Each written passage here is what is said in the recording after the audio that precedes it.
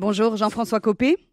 Bonjour. Merci d'être avec nous en direct sur RCJ. Vous êtes un élu local de terrain, le maire de Meaux depuis de nombreuses années, au plus près des préoccupations des Français. Et dans votre département de Seine-et-Marne, c'est le Rassemblement national qui est arrivé en tête aux élections européennes du 9 juin. 33% des voix suivies de LFI à 14% et de la liste majorité présidentielle à 12%. Qu'est-ce qu'ont exprimé les électeurs en votant pour les RN? Que traduisent ces votes selon vous, Jean-François Copé?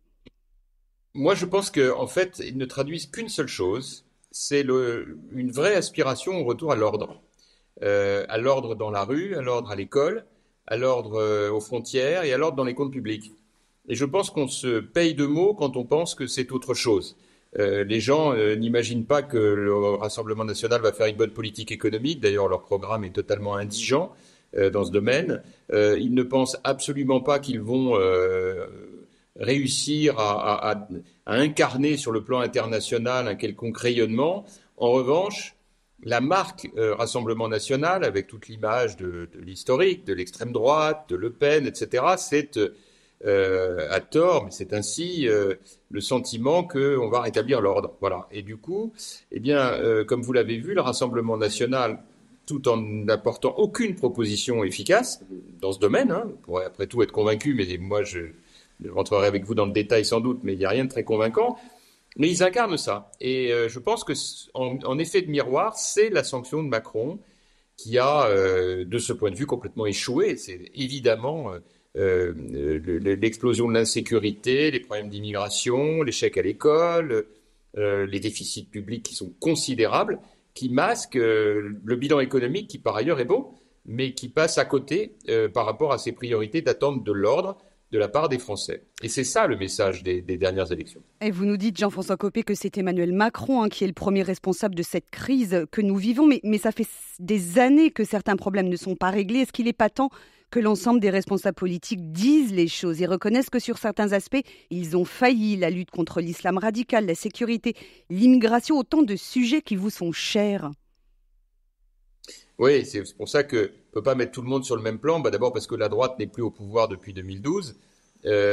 Ensuite parce que celui auquel vous vous adressez, comme vous vous en souvenez, a beaucoup œuvré et continue de le faire. D'ailleurs pour la laïcité, j'avais fait la loi d'interdiction de la burqa. J'avais été premier, ou un des premiers, pas le premier, mais un des premiers à alerter à travers mon expérience de mots sur ce que j'avais pu constater de certaines dérives, d'instrumentalisation de la religion musulmane à des fins de violence par certains individus. Mais tout ça est en fait malheureusement victime, si je puis dire, de la langue de bois, du non-dit, d'une certaine pensée bobo que Macron a parfaitement, hélas, incarné, le déni de réalité, cette idée que comme à Paris on ne le voit pas, ça n'existe pas. Et c'est ça aussi que les Français lui ont reproché. Et moi je le regrette d'autant plus qu'il y avait avec l'élection de Macron un espoir quand même en 2017 d'un renouvellement, d'une prise en compte de problématiques majeures. Et puis en fait tout ça n'est pas arrivé.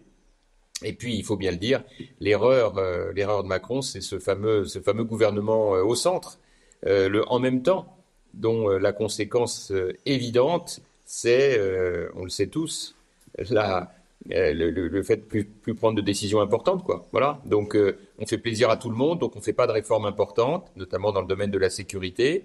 Et du coup, l'alternance au centre, c'est les extrêmes. Et c'est le cauchemar qu'on est en train de vivre aujourd'hui à la suite de cette décision impardonnable qu'il a prise de dissoudre l'Assemblée. Mais comment, Jean-François Copé, opposer un langage de raison? Comment ramener de la nuance dans le débat public afin que ce discours que vous tenez soit audible pour les électeurs? Quand on regarde, vous l'avez dit, les programmes économiques de ces partis politiques extrémistes, celui du RN notamment, on voit bien qu'ils sont irréalisables. Et pourtant, les intentions de vote ne faiblissent pas. Tout simplement parce que les conditions de cette campagne électorale sont en réalité extrêmement favorables aux extrémistes. Vous savez, on joue pas à armes égales quand on est un parti de gouvernement avec les extrémistes, parce que nous, il nous faut un peu de temps pour démontrer les choses. Là où Le Pen ou Mélenchon disent mais non, c'est facile, on va renverser la table, on va cogner, on va taper les boucs émissaires, et chacun a les siens, c'est le principe des extrémistes. Les uns les juifs, les autres les musulmans, le communautarisme d'un côté, les immigrés de l'autre. C'est facile, évidemment, pour nous, qui sommes responsables, qui savons ce que c'est que des réformes, la nécessité de les élaborer, de les débattre, de les discuter, c'est plus complexe. Et donc il faut plus de temps.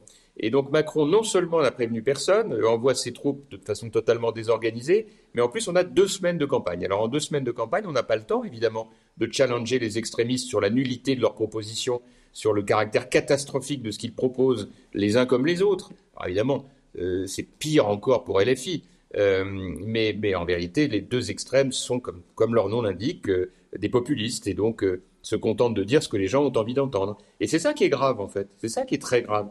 Donc on se retrouve dans une situation de déséquilibre complet dans cette campagne, tout ça voulu par un seul homme, Macron, à la tête de son camp, qui a littéralement foudroyé son camp.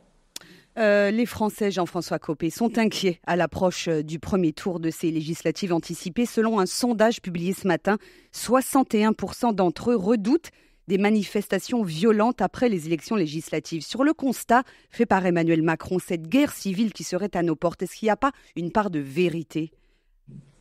Vous partagez le constat d'une frange déchirée, fracturée ?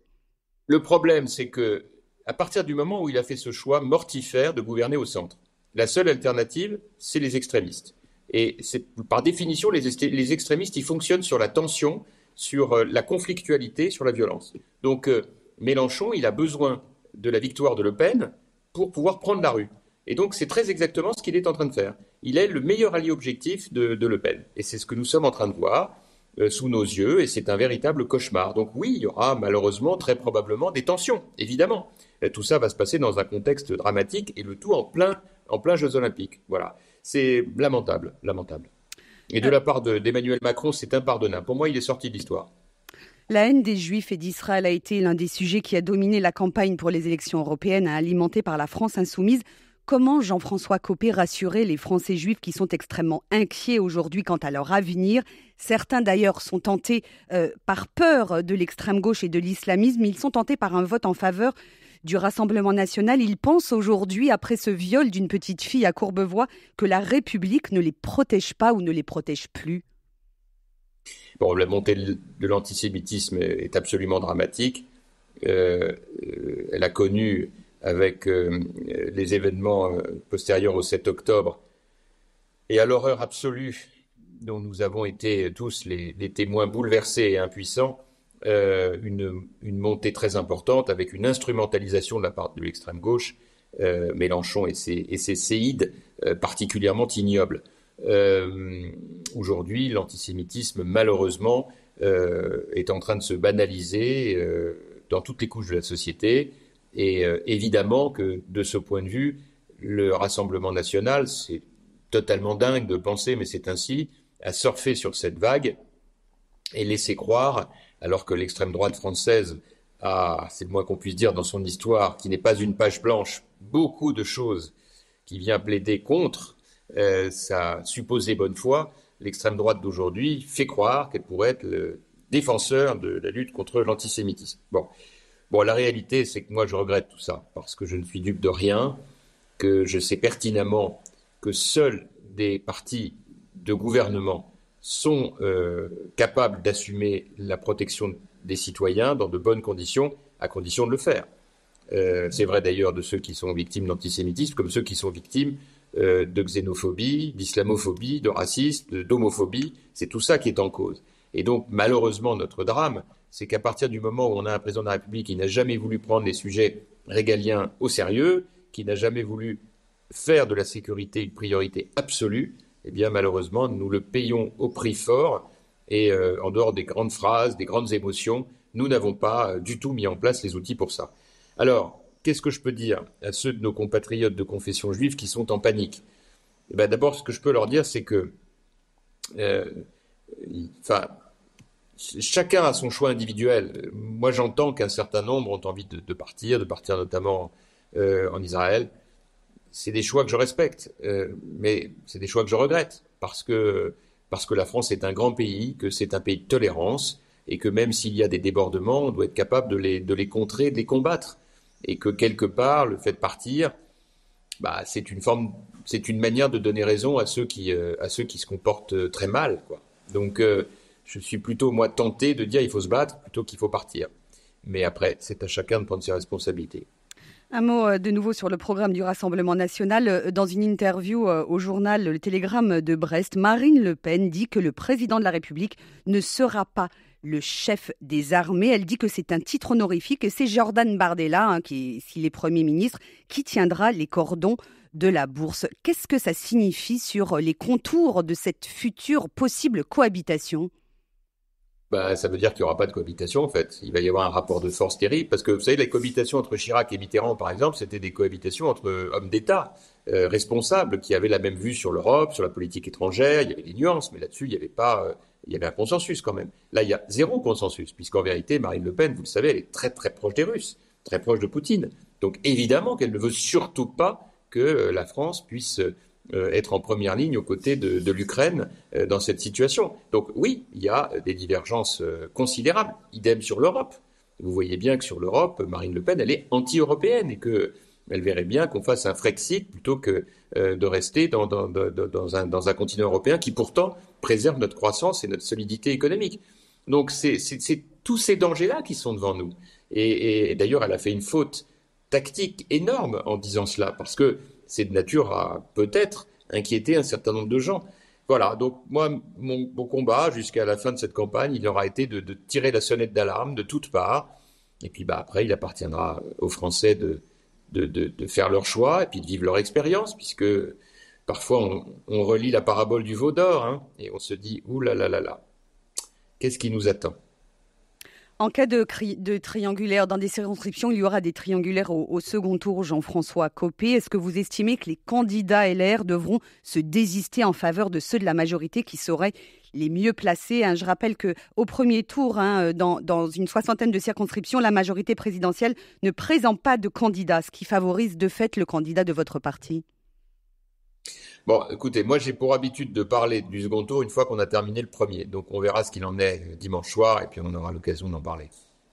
Est-ce qu'il y a un espoir du côté des abstentionnistes ? Le taux de participation, selon un sondage, serait en hausse pour ce premier tour.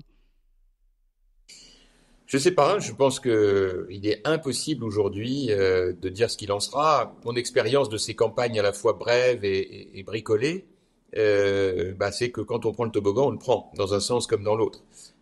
Aujourd'hui, les dynamiques, elles sont du côté des extrémistes, et on a beaucoup parlé du Rassemblement national, mais il faut aussi dire que du côté du pseudo-Front populaire, qui instrumentalise l'image de Blum dans des conditions ignobles, le Parti socialiste s'est déshonoré. Là où nous, les Républicains, on a eu la dignité de refuser toute compromission avec le Rassemblement national, le PS n'a pas eu cette pudeur, n'a pas eu cette dignité et pour récupérer quelques sièges a accepté de se coucher lamentablement devant un programme d'extrême gauche monstrueux qui incite à la haine, qui incite à la déstabilisation, à la conflictualité, et tout ça est indigne. Donc voilà ce qui nous attend en réalité, c'est cet affrontement extrême droite extrême gauche voulu par un gouvernement, par un parti de gouvernement, un président censé incarner justement la République, la démocratie, l'attachement aux valeurs, à l'Europe. C'est un immense gâchis. Une dernière question, Jean-François Copé. Si le Rassemblement national obtient la majorité absolue à l'Assemblée, quel sera alors le rôle du Sénat, qui est dominé par votre parti, les Républicains ? Il aura un rôle de contre-pouvoir central, du coup. Oui, étant entendu quand même que, selon la Constitution, le Sénat n'a pas les mêmes pouvoirs que l'Assemblée, ne pourra pas empêcher les réformes de se faire, les lois d'être votées. Il pourra un peu les freiner, c'est vrai. Mais tout ça sera compliqué. Et de toute façon, nous allons entrer dans une période d'instabilité terrible qui risque de commencer peut-être par des bagarres de rue, mais aussi et surtout par une panique sur les marchés et les marchés financiers. Parce que dans les années 30, les objectifs de déstabilisation, c'était de conquérir les pays de l'Est, les pays d'Europe centrale, la Tchécoslovaquie ou l'Autriche ou la Hongrie. Mais aujourd'hui, c'est plus ça. Aujourd'hui, c'est les marchés financiers. Et s'il y a un crash massif, qui peut entraîner d'ailleurs une crise systémique en Europe, les premières victimes, ce seront les épargnants, ceux qui auront pour beaucoup pensé que Le Pen était une solution. Jean-François Copé, merci infiniment d'avoir été avec nous dans cette édition de RCJ Midi. Je rappelle que vous êtes ancien ministre et maire Les Républicains de Meaux. Merci et bonne journée. Merci à vous. Au revoir.